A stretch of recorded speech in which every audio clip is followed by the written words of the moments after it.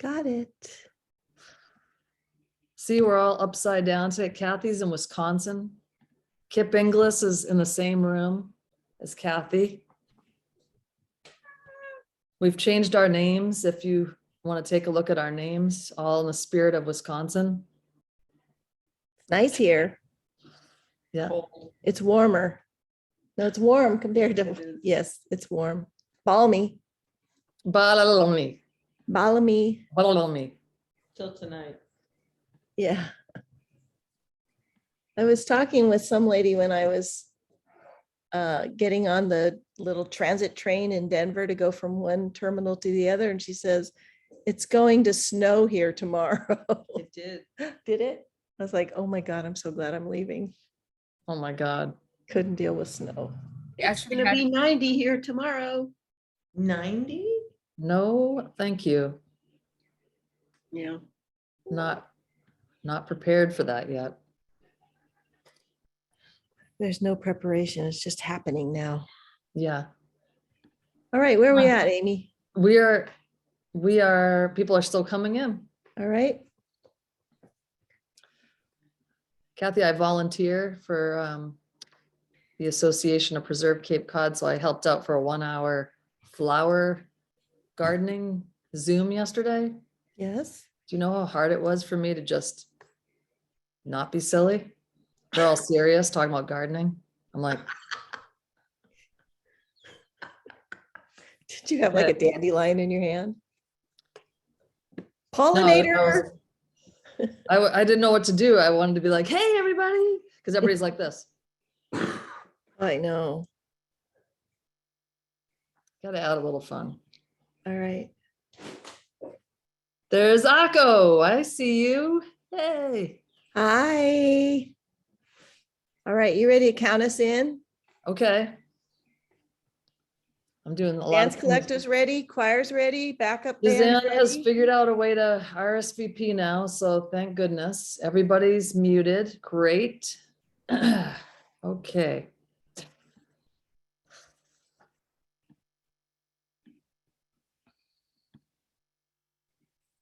You guys ready?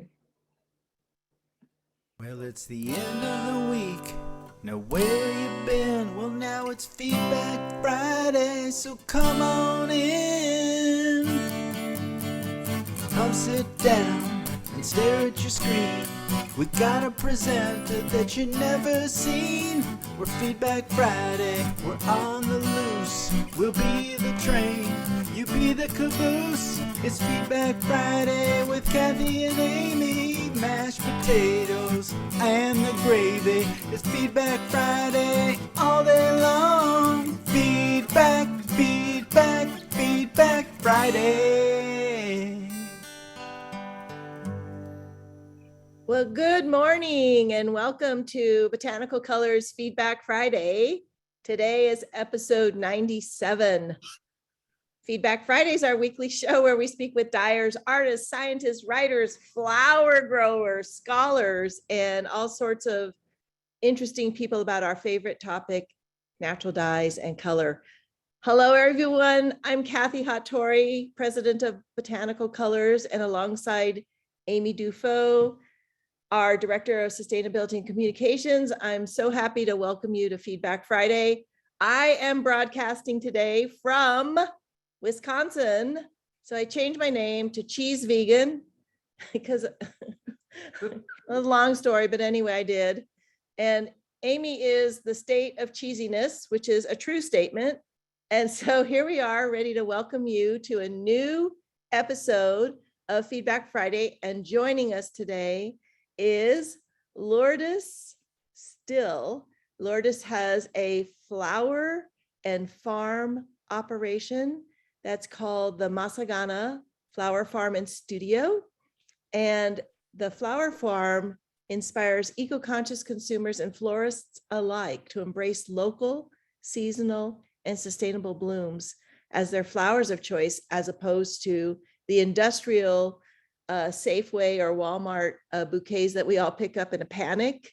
Lourdes has a solution for you that's really absolutely beautiful. She has experience as a flower buyer in the agro-industrial flower complex, which is really kind of mind-blowing, and has traveled to South America, specifically Colombia, in order to review what they're growing, how they're growing.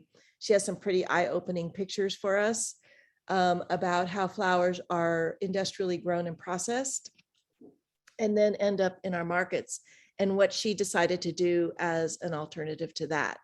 So before we start, I just want to say thank you and send a huge shout out to the state of Wisconsin. I am here. It's been amazing. I haven't had cheese for about 2 months. And yesterday at the market, we bought 6 different varieties. So my cheese fast is broken.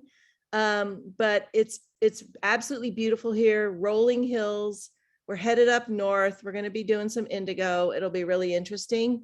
I'm at the studio of Kip Inglis. Kip's here too. Kip, I'm going to show you.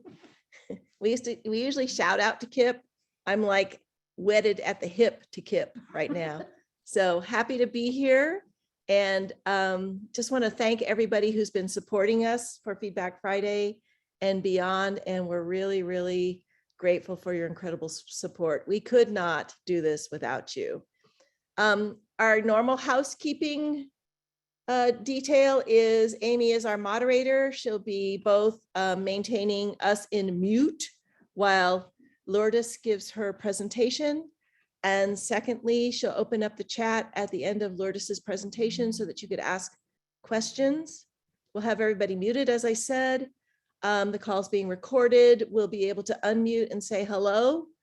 Any cheese recipes, I'm happy to hear what you guys have to say. And I'll go into a few reminders and talk about our next guest. So Lourdes is joining us from outside of Manitoba in Canada. So we're really, really excited to have her. Welcome, Lourdes, to Feedback Friday.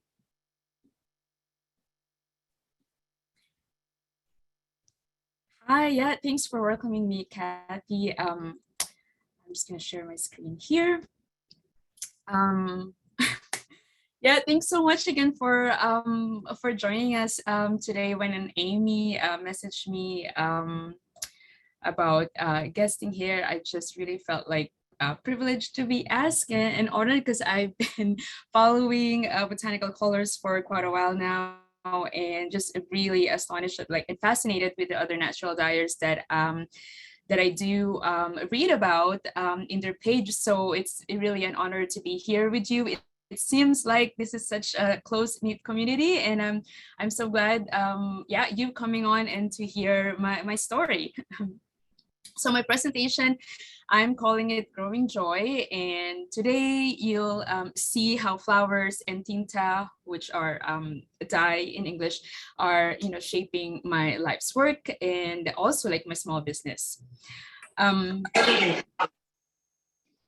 What's matter? So yeah, again, my name is Lourdes Still. So I am a flower grower since 2018. And the natural dyeing part of the business, and as a natural dyer only like the last couple of years. So I really feel that I'm only like scratching the surface in the natural dye world, and always still like surprises me. I've been doing bundle dyeing for that short history of doing natural dye, and every time like it doesn't get old for me. And recently, I've been calling myself as an experience guide, and you'll learn more about what is this all about. But basically, my business have diversified in including experiential tourism at the farm, because Manitoba, where I am, and so I'm just outside of Winnipeg, I only really have 102 frost-free days. So such a small growing season, and that is where the reason why I kind of like diversified into adding this like agri-tourism part of my business. So before moving to Canada, I was actually a dietitian in the Philippines. I graduated in 2004, and I immigrated here to Manitoba in 2009. And I only recently had my oath of citizenship as a Canadian citizen only last year. And the photos that I'm sharing here, like that one with, it was with my grandparents, the one on the left side. This is my early recollection of like how I enjoyed the countryside. So my grandparents would always like take me to my cousins. They have a rice farm. And then it eventually became like a freshwater farm. So every weekend, even though during my travels I will like get sick in with the travel, but I always like look forward to when my grandparents would take me to the countryside. I didn't really, it's not an aspiration like to live in the countryside when I moved to Canada, or even like growing up. I am a city girl through and through. So, but now living in the country, it felt like I don't know, very serendipitous to be living here now. Yeah, so that's the middle photo is when I immigrated. Had no idea. Manitoba, we can reach up to like minus 40 degrees Celsius in winter. So had no idea what I'm getting into. I mean, I was just like layered up with my summer clothes, which is just a terrible idea. And then that last photo here was taken like last year in the Dye Gardens. And I'll share more about that eventually. Yeah, so Masagana Flower Farm. Masagana is a Tagalog term for, Tagalog is my mother tongue, or Filipino. That's my my first language. It means like abundant, plentiful, prosperous, and bountiful. And at that time, when I decided on the business name in 2018, it was also kind of a mindset for me, moving to the country in 2018 and just realizing like how much I don't know, potential the area that we are in. So it's not only kind of like I'm paying homage to my heritage by using a Tagalog term, but also it was a mindset of like abundance around me. Yeah, so it's so I own it, and it's an immigrant-owned, woman-led, and we are just like an hour away from the city of Winnipeg. And when I think when I started to tend a garden, that is like when really Canada felt like a second home. I think metaphorically speaking, setting down roots. For me, this place being a new home, but also yeah, metaphorically, we're just like cultivating the plants and getting to know more of the plants that that I have to really have like extra to take care of, because we have such a short growing season. And actually, I didn't have a lot of gardening experience in the Philippines. These photos here, when my parents bought their first house, I think I was in grade 7. My recollection was like the first weekend where we have unpacked, they were so eagerly like wanted to grow fruit trees in our small yard. I think this is like, I don't know, 5 by 8 like front yard. So they filled it with fruit trees, and also on the right side photo, my mom grew orchids. So she had propagated that. I think she has some bush roses there too. I really just like watched my parents do this gardening. I never really participated in them.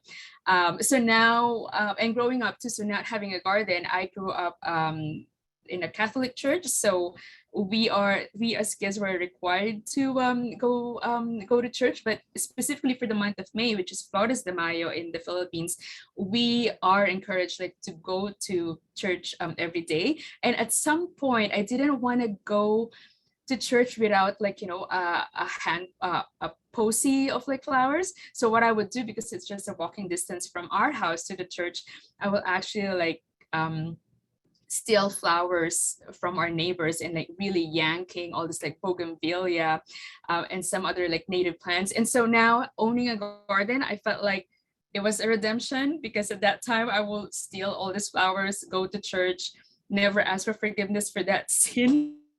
But now that I have a garden, I love having people over, and I felt like, yeah, it was my redemption for all those wrongdoings that I did when I was a kid.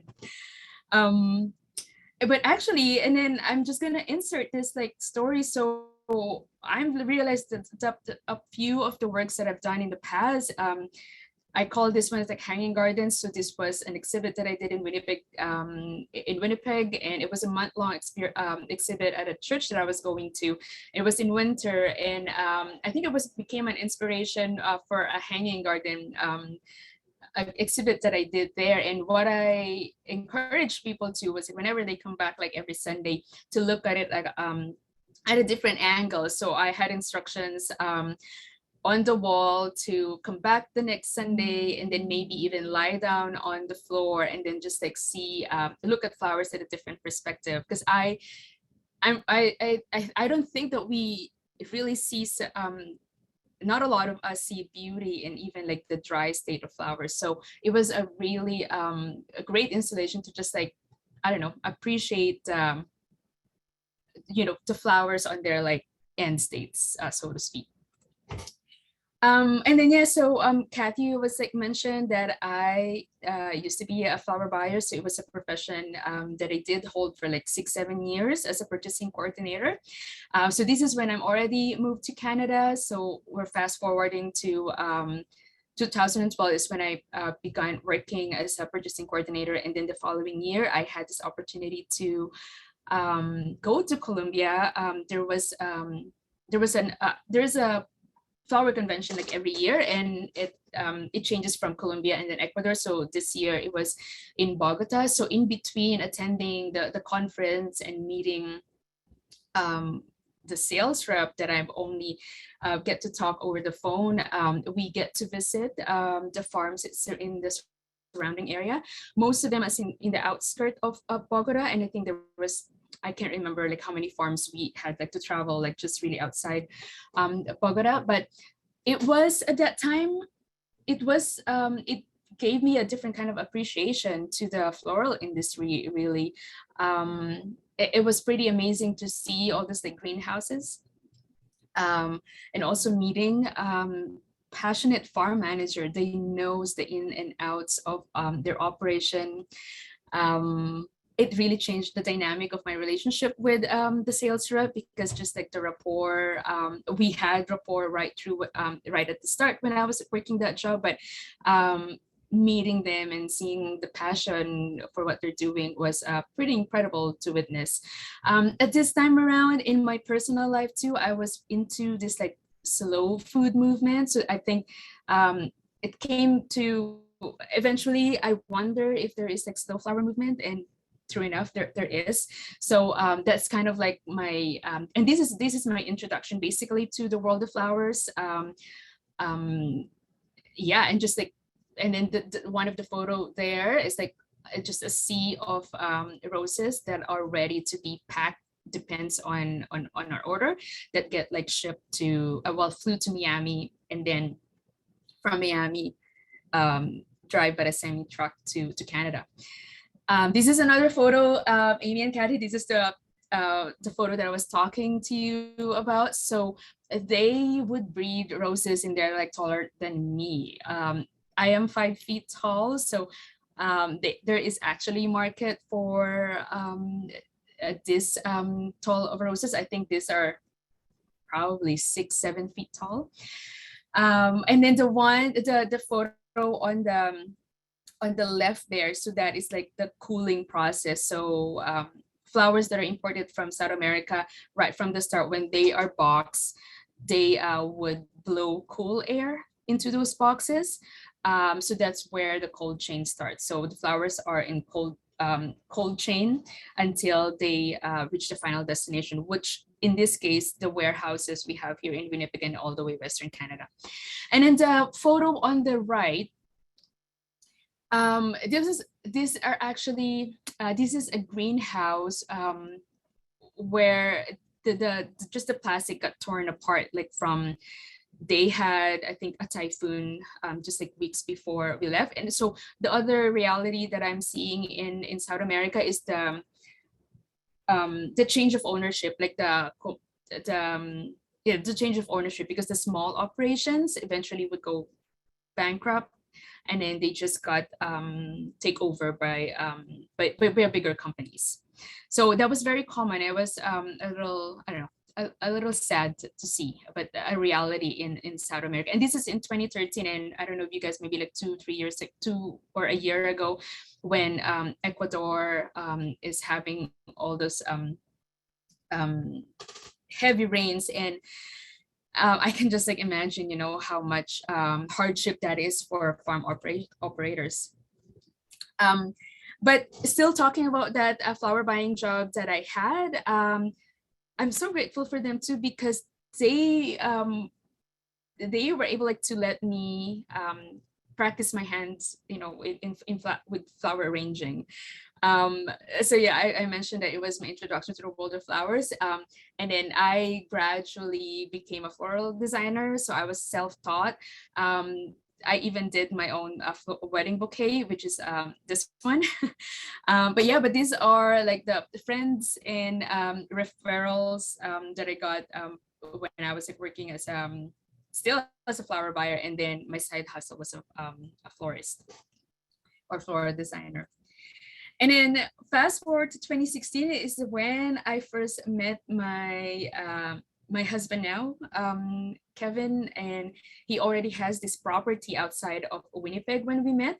And the first spring, summer that we were together was also the first time that he's ready to tend a garden at his place. So he had prepped the previous year, like I think a 20 by 30 garden plot. And then I think sometime in that 2016 when we were gardening, or maybe at the end of the growing season, he was actually the one who opened my eyes about lawns being an introduced concept to North America, and how lawns are wasteful. And so I Googled more about it, and true enough that and I think we were on the same page of just to get rid of our lawn and make it something like more useful. So so that's what we did, like every year. So this is the first garden that we had. Tried my hands on a lot of growing our food on a 20 by 30 garden plot. And then every year we would we do solarization on turning a section of a lawn into garden beds. This was the first garden, and so my husband made that DIY hoop house. And this is same. I think this is our second year, because the other photo was like the first section 20 by 30, and then the fall of that year we covered the other side. And then so in 2018 this is the new garden that we had. And then this was in 2018. So that flowers that my husband was tending to, this is, I think that was like in June, and then this is them in 2018. We have a very short growing season, and like I mentioned earlier, in my area, in my specific area, I will have only like 102 frost-free dates. And this is and in 2018 as well. This seasonal and local flower is so worth the wait. I think when I was, and I mentioned too that so I was into this like slow food movement, and I love hosting dinners with my roommate then.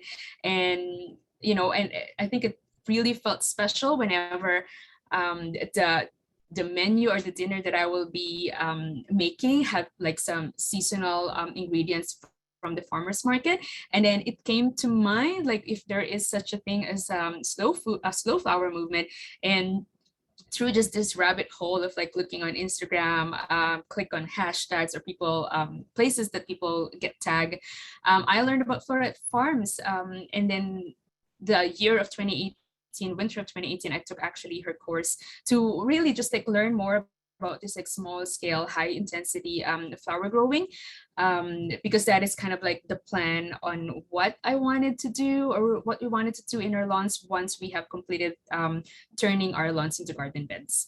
And I thought I would have a hard time. I could not really see myself not enjoying like flowers in the off season, but I'm happy to report I'm on the other side now. I don't really buy any imported flowers anymore. I think I've learned to enjoy flowers in the off season in a different form, which now we will get more into, which is the natural dyeing, or even like the dry flowers. So now these photos are all Manitoba grown flowers. So I do work and buy flowers from other growers close to me. And so like you would see here a lot of the focal flowers, the dahlias, um, marigold and other dahlia. I have a hard time in my area, and I just feel that there's such a diva in the flower growing world. So I stopped growing them, but I'm gonna try again this year. But those ones I source from other Manitoba growers. And I don't know, you can see, I mean, if I didn't tell you about if they are, you know, these are imported, I think their locally grown flowers are just as beautiful, if not more beautiful. And so now, so in 2018 is when we were growing a 1,200 square feet garden. This is when I realized, wow, like for such a small plot of land, the enormous amount of flowers. And it didn't really sit with me that I did sell some flowers. The house was full of anything that didn't get sold, or I didn't really want to sell to people because they've been like really close to being spent. It didn't really sit with me that my flowers only had one use.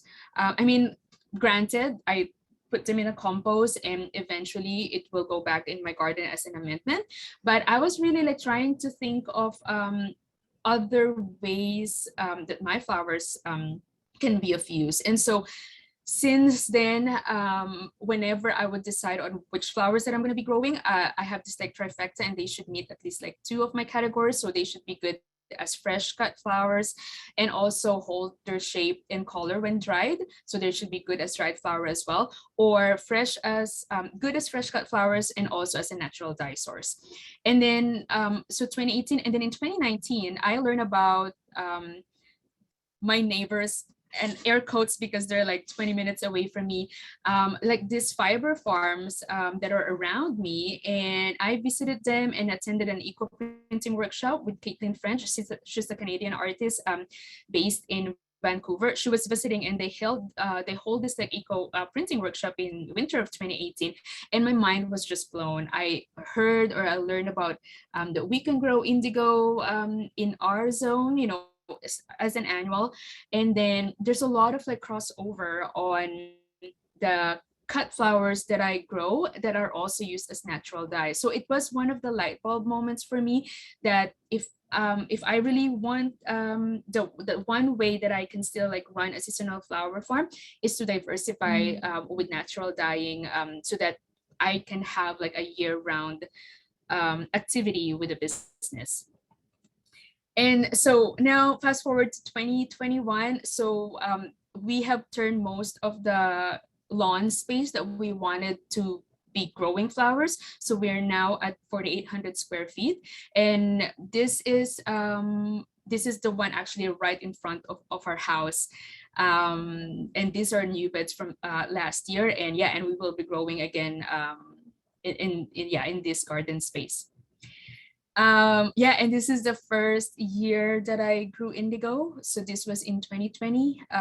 It's just amazing. My mind was blown that that we can grow indigo like in our climate.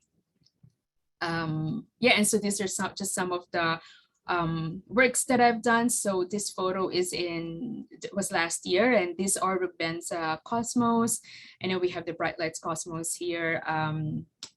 Coreopsis, these are Coreopsis too, and then Black Knight Scabiosa, which are, I mean, the Black Knight Scabiosa, it's beautiful in a flower arrangement, so just gives that dramatic and pop of color in any flower arrangement. Yeah, and this one too, this one actually made of acorn and then with modifiers, iron here. This is on a dye bath, really lovely, should we say like nude color. And then this one I over dyed with the dried flowers from the garden, and this one was modified with iron. This one was made of Coreopsis, and this one that I was wearing, the photo is actually what I'm wearing as well. And then this photo is actually, and this is, so I do have a DIY dye kit too, and this is what comes in the DIY kit that I have available, that I started offering since last year. Yeah, and so, oh, just fascinating and so rewarding, growing indigo and then extracting the pigment from it and then using it. I don't think a lot of us do, especially people who come to the farm, if we easily think about like where our colors come from. So that is one of my hope, that whenever people come to the farm here and then learn about the dye flowers that I grow, that they will have a different perspective on where their colors come from. Because before me diving into natural dye, I didn't really think about like where our colors actually could come from, and and they can come from nature. And so eventually, I have a video in it. I hope it will play for us. Let's see if it will play. Oh, there you go. So last year, okay, I hope this one plays. So I really just love people's facial expression. But if you go also on my Instagram page, there's the recent reel there, so you would see. There you go. Yeah, so 2021 is when I started to offer this trend. I call them experiential tourism at the farm, and Tinta are your own wearable art experience. It's a 3-hour engagement at the farm where people get to learn about how we turn our lawns into garden beds, what are the dye flowers that we grow, and then there's a flower you pick experience in there. And then we go back to my workshop, and then we use these flowers to create this like wearable art. This is kind of like, and now this is gonna be like the focus of the business, because I said earlier, we have such a short growing season to be relying just on the seasonality of the flowers to sell. So this kind of experiences is the one that helping my business to have this like activity like year round. This Tinta experience can be modified in the off season, so we just don't have that garden tour component, but I still able like to book people where we do indigo dyeing, or still dyeing some silk scarves, but using the dried flowers that we exclusively grown from the farm. And also 2021, I think the reason why people, Manitobans really supported this experience, I mean, we already have the vaccination last year, but still a lot of people are so cautious in leaving the province. So a lot of Manitobans were really looking at activities that they can do in the province. So it was amazing to see people coming together. They visiting me, book their time either with their friends or like family, and it was their first time like gathering outside and together since being isolating for like the last year and a half. So it was pretty incredible to witness those friendship or small family gatherings like at the farm.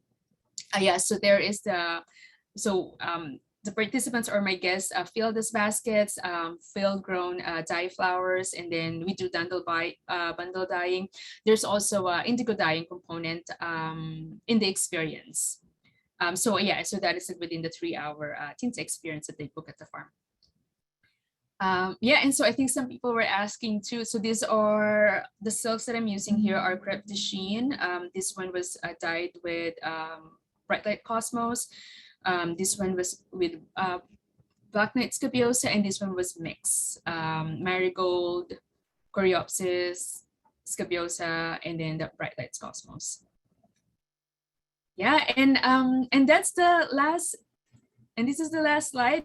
And I leave you with this quote, which I read from Christine Vihar, the owner of a Verb for Keeping Warm, a natural dyer as well. She has a couple of books that I also own and just really treasure. I think, yeah, kind of like some of my why on why I'm doing what I'm doing.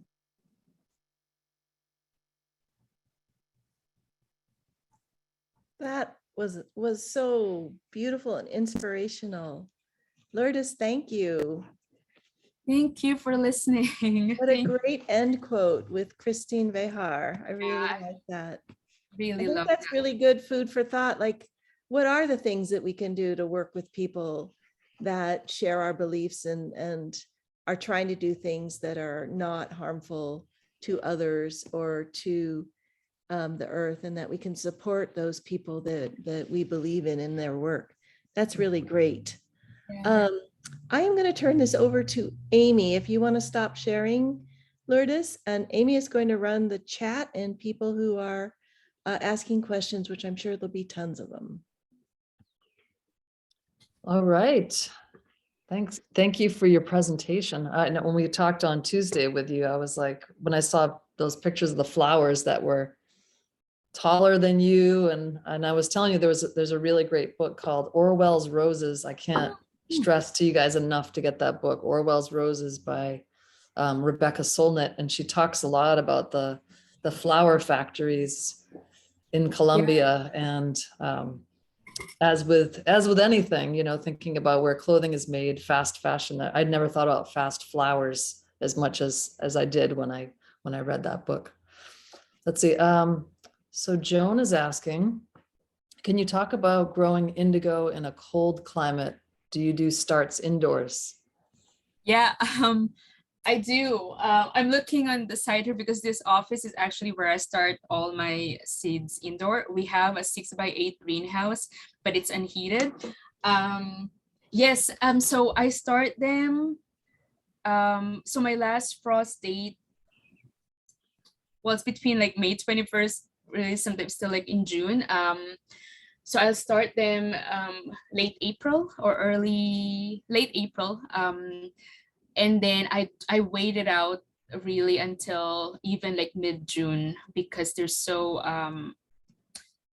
sensitive to cold. So I really have to wait until we don't have any frost forecast anymore. And we're still able to get to harvest.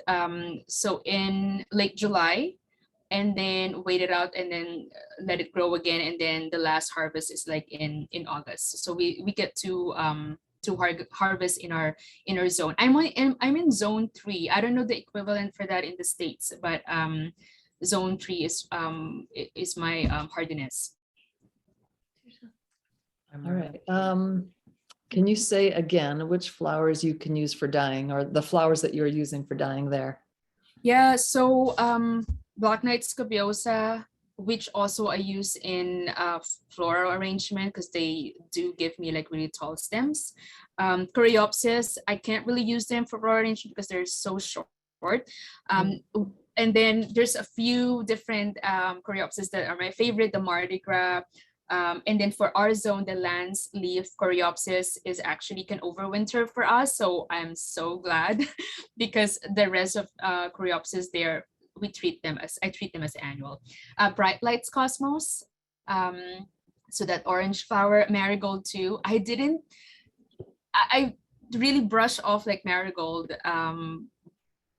When I was starting gardening, but when I learned that it is a dye flower too, now I want to grow all the kind of variety of marigolds. And actually I think this year I'm growing like 4 or 6 different kinds of marigold, different height, because you can use marigold too in floral arrangements.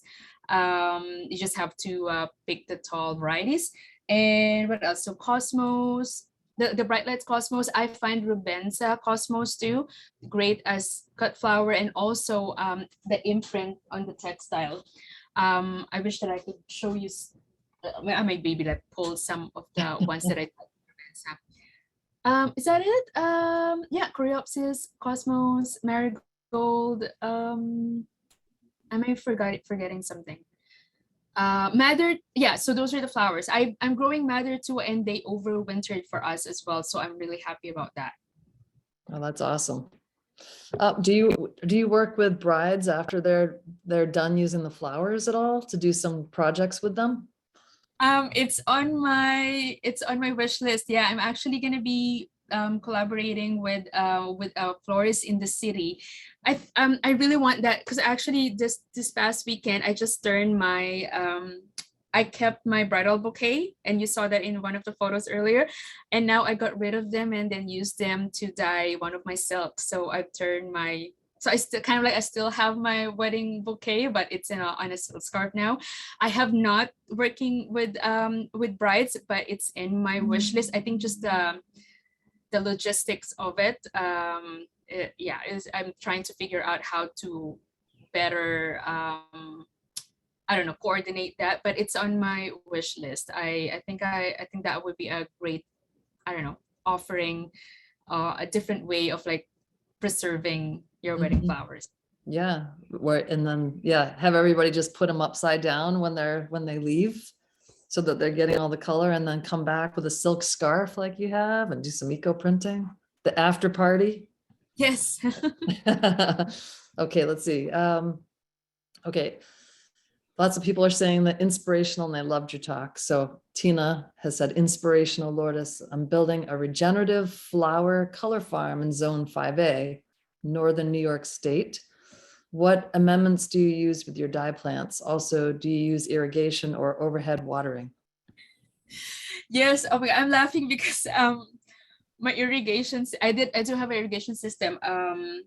Last year was the first time I did the drip tape. And we had a drought last year too. In July, I think we had zero rain. So I do a drip tape, but really check them all the time, because I screwed up like how I had it set up. But still, like, plants are so resilient because I still had a lot of blooms from them, even though I screwed up in watering them. I do overhead watering?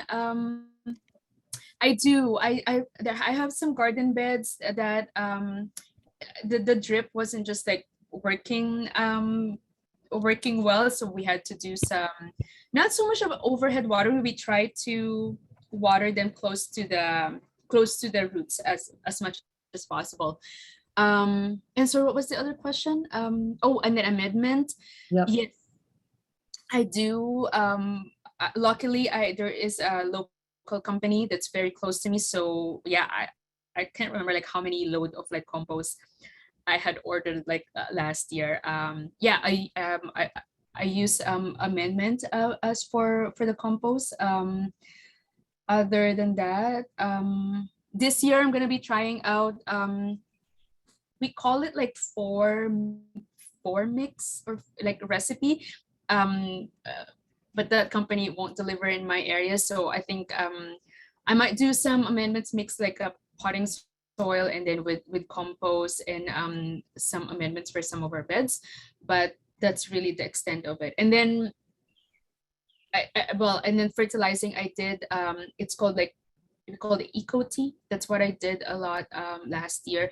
And then for my seedlings, no one asked, but I use sea kelp to just take care of the seedlings until like they're ready for it to be.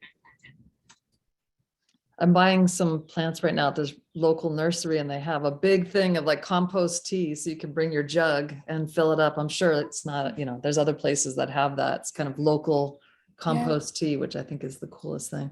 Yeah. Okay. Oh, Marie. Okay. This is amazing and so perfectly timed, as I just put my dye plant seedlings in yesterday. 2 questions. We too have a lot of space, and I'm wondering how much lawn space you decided to convert each year. Also, what flowers do you think give you the most uses per plant? Great questions. I'm chuckling again because I think we were just like eyeballing how much, depends on how big like our silage store, but approximately we were turning 20 by 30 front lawn every year. So we started in 2016, and so it took us 16, 17, 18, 19, 20, 21, 5 years for the 48 square feet of lawn space to be garden beds. We still have like lawns and grasses still, but the plan now is to that project will be more of like native plants, kind of like landscape work for the rest of the lawns that we still have. So we convert approximately 20 by 30 every year with using a silage tarp with the black side up. And then what flowers that give most of the uses? So marigold is one. If I wanted it to use in floral arrangement in bouquets, I just have to grow the taller variety. One of the tall varieties that I'm growing is the lumberjack. I'm pretty sure you would have like that same variety too in the state. I think Johnny Seeds will have those seeds. What else? Bright light cosmos too. But I just have to pick the bright light cosmos when the flowers are still like close, like they're still in bud stage. Because yeah, so that when on the event itself or on the bridal, they will just like open, like a day after. Black Knights, the scabiosa, especially the Black Knight. So I used it as dye flower and also in bouquets. Coreopsis for like posies or like like in small jars. So I can use them in like in tablescape. Yeah, I mean, I guess it depends on if you're using them in flower arrangement. So taller varieties can work in the bouquets, but the short varieties can still be used in table decor. Yeah, so and then so those are most of the flower on top of my head. I'm just going back to my slides here to see what else, but yeah, those are the ones that I use. We have, you just made me think too, we have a blog post that's going to be coming out soon. Melissa Moses from Plant Workshop, I asked her to do something like, if you were just starting out with creating a natural dye flower garden, what would be like the 3 plants you would start out with? Yeah. And what would be the amendments that you would use? And if you're in a city and you only have a window box, or you have a yard and you can have a upraised box, like how would you put it together? And so stay tuned for that blog post on our site. Yeah, and to add on that, actually, you know what? A lot of these like dye flowers too, they're very low maintenance. Like for example, bright light cosmos, they're like drought tolerant. I believe coreopsis as well. So I didn't really have to pay some, especially for the bright light cosmos. They'll be fine. So we had a drought last year, and then they did. A lot of them do thrive, even kind of like in the worst conditions. I would say, Mm-hmm. I don't know if I'm going to say this right, but I should probably just read this. Mabuhay. Greetings from the Philippines, says Vanessa. Such a wonderful story. Yeah, hoping this would really inspire our young students to grow and harvest their own color stories, and hope you could try growing Philippine indigo as well. We visited in the Philippines just before the pandemic, and then after that, I've been learning about natural dyes in the Philippines, and then they've been telling me about the Philippine variety. So now when we get to visit again, I for sure like visit these places where there are like native indigo, because just so fascinating. Okay, Rosalind's asking, what mordants do you use? And do you use both fresh and dry flowers for dyeing? Yes, so the mordants that I use, so on the silk scarf is the alum sulfate. So yes, that's what I use for silk.